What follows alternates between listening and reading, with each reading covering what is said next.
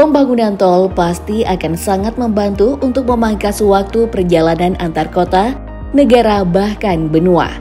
Tak hanya untuk akses manusia dan logistik, ada juga terowongan yang tujuannya untuk pembangunan fiber optik, atau terowongan yang dibangun untuk jalan para hewan langka yang habitatnya dipakai untuk proyek lain. Mulai dari tol layang, tol di dalam tanah, sampai ada yang sudah membuat tol bawah laut dengan jarak yang tak main-main. Di antaranya, Norwegia, Korea Selatan, sampai China.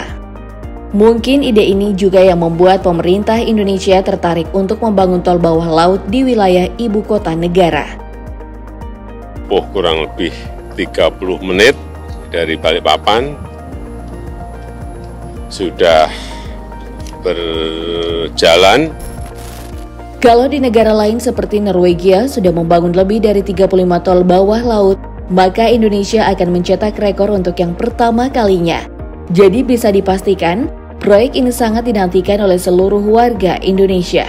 Selain memindahkan ibu kota negara yang sebelumnya ada di DKI Jakarta ke Balikpapan di Kalimantan Timur, memang Presiden Jokowi juga sedang gencar-gencarnya merencanakan pembangunan tol bawah laut pertama di Indonesia, yang tentunya diprakarsai oleh dirinya dan para pejabat di Kementerian PUPR.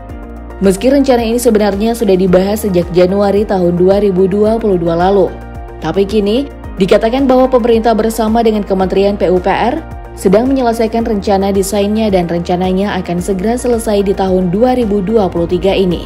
Dan pembangunannya akan dimulai pada tahun 2024 mendatang. Tol bawah laut ini akan dibangun pada kedalaman sekitar 40 meter dengan lebar jalan sekitar 22 meter.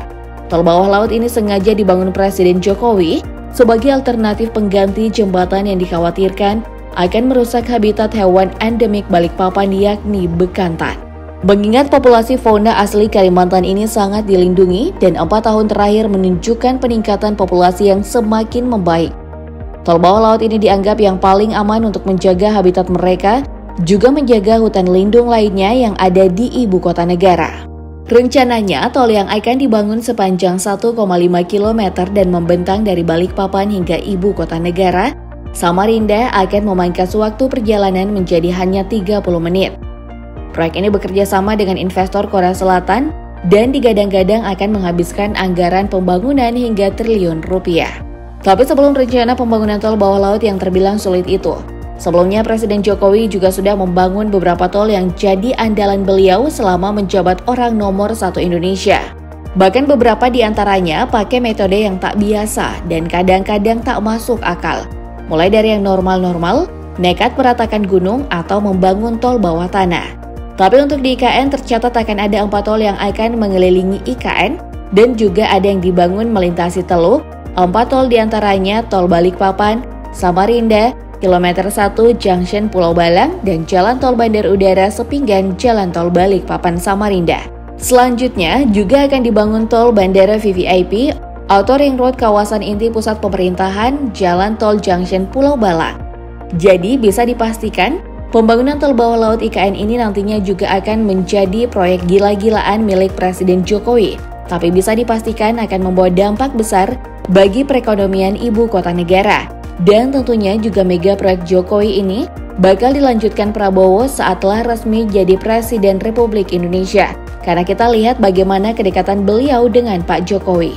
Kita doakan saja semoga proyek-proyek beliau bisa berjalan lancar dan jadi kenangan yang gak akan dilupakan bangsa ini. Rencananya tol bawah laut IKN akan langsung tersambung dengan jembatan Pulau Balang. Jembatan utama yang dibangun sepanjang 804 meter, sedangkan jembatan pendekatnya dibangun sepanjang 164 meter.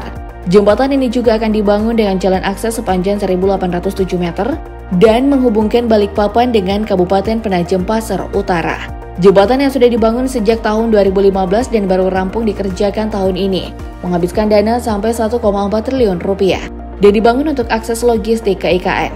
Jembatan ini juga memangkas jarak tempuh dari Balikpapan ke IKN yang seharusnya memutar hingga 80 km, menjadi hanya 30 km saja. Dari yang sebelumnya jarak perjalanan bisa memakan waktu hingga 4 jam. Kini bisa diakses hanya dalam 1 jam saja, berkat jembatan Pulau Balang ini. Lantas bagaimana sebenarnya proses pembangunan tol bawah laut ini? Tentu tak mudah dan membutuhkan waktu yang lumayan lama. Tapi untuk meyakinkan rakyat Indonesia, Kepala Pengatur Jalan Tol Danang Parikesit mengatakan nantinya tol bawah laut IKN ini akan dibangun dengan teknologi submersible crossing. Teknologi submersible crossing atau terowongan penyeberangan bawah air ini dilakukan dengan menenggelamkan terowongan ke dasar laut atau sungai. Metode ini dianggap relevan dengan kondisi perairan Nusantara jika dibandingkan dengan teknologi immersed tunnel yang dipakai oleh Korea Selatan. Teknologi ini umumnya dipakai untuk menghubungkan dua titik bawah laut atau di bawah perairan seperti sungai atau teluk. Namun namanya proyek, pasti akan ada keuntungan dan kekurangan dari teknologi yang dipakai. Ada beberapa keuntungan dari pembangunan tol bawah laut dengan metode immersed tunnel ini adalah sebagai berikut. Mulai dari dipastikan tak akan mengganggu lalu lintas permukaan laut, karena memang letaknya yang berada di dasar air dan dilengkapi dengan teknologi khusus agar bisa bebas dari beban eksternal seperti beban kapal laut berukuran besar ataupun cuaca buruk. Selain itu, terowongan bawah laut yang dibangun dapat melewati jarak perairan yang dalam dan panjang. Aksesibilitas yang baik karena bisa menghubungkan jarak dua wilayah yang terpisah oleh perairan, seperti Balikpapan dan Ibu Kota Negara. Namun di sisi lain, pembangunan dengan teknologi immersed tunnel juga punya tantangan teknis dan biaya yang tak sedikit. Proses pembangunannya juga membutuhkan perencanaan yang matang serta teknologi dan peralatan khusus yang memadai demi keberhasilan proyek ini. Prosesnya pun tak mudah dan membutuhkan waktu yang terbilang lama. Pembuatan terowongan bawah laut biasanya dengan bantuan alat berat yang disebut tunnel boring machine. Alat ini berbentuk penampang bundar yang biasanya dipakai untuk lapisan tanah dan bebatuan. Prosesnya pun terbilang rumit. Langkah pertama yang harus dilakukan adalah membuat terowongan yang disebut dengan segmen. Segmen terbuat dari beton yang kuat dan biasanya terbagi menjadi 3 rak. Segmen ini dibuat dengan bentuk tertentu untuk memastikan kekuatan struktural dan kelancaran air di sekitarnya. Setelah segmen-segmen terowongan selesai dibangun, lokasi di dasar perairan yang sudah disiapkan akan digali dan dibersihkan untuk memastikan tempat segmen-segmen tersebut sudah layak pakai. Selanjutnya, segmen-segmen terowongan akan ditempatkan secara hati-hati di dasar perairan dengan batuan kapal yang dilengkapi dengan sistem khusus untuk pemindahan dan penempatan segmen. Setelah semua segmen ditempatkan dengan benar, segmen-segmen itu akan disambungkan satu sama lain untuk memperkuat terowongan. Penyambungan segmen-segmen terowongan biasanya dilakukan dengan melilitkan kawat atau menggunakan sambungan beton bertulang. Setelah terowongan terbentuk, biasanya dilakukan pengisian dengan air laut atau dengan bahan lainnya untuk memastikan kekuatan dan ketahanan terowongan dari pengaruh lingkungan. Setelah itu barulah sebuah terowongan bawah air bisa dipakai dengan aman. Tapi alih-alih memilih mengerjakan proyek besar ini dengan Norwegia atau China, pemerintah Indonesia malah bekerja sama dengan Korea Selatan, meski metode yang dipakai tak sama. Sebagai negara yang sudah pernah membuat terowongan terpanjang kedua di dunia, mungkin Korea Selatan juga tertarik untuk membantu pemerintah Indonesia menyukseskan proyek besar-besaran ini.